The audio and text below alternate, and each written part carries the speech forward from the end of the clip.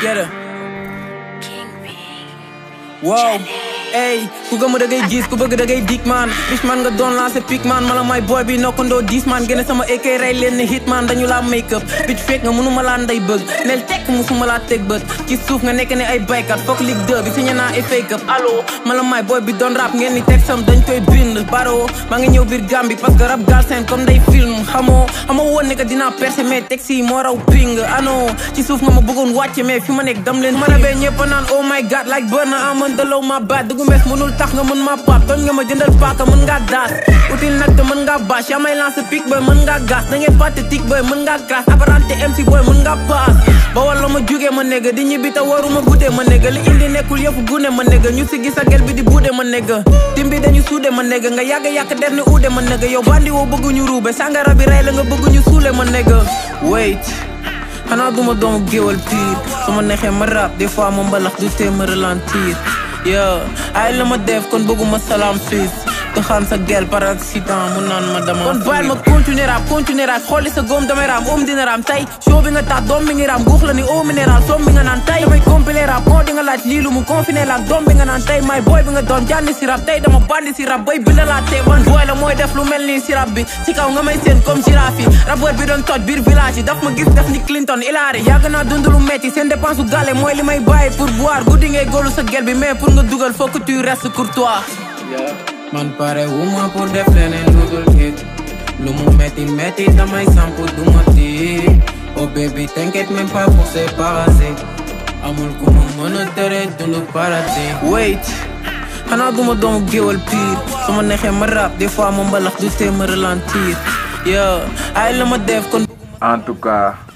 cas nice amul dara lu ci critiquer bu dee rap bi nice flow bi nice texte bi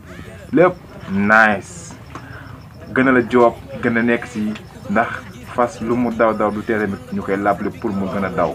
kontaan nañ ci li ngay teg rafet na waa Bawol tamit apprécier nañ ci li ngay def ñëpp ngi sa ginnaaw ñëpp ngi ànd ak yow di la pousser lépp loo nekk ñi si nekk sa ginnaaw duñu mus a xaadi nice na kontaan na suñu xol sedd na bu baax a baax di la wax tamit nga gën a joobaat gën a liggéeyaat donte fas lu mu daw du teete bu ñu koy làbbal ndax mu gën a daw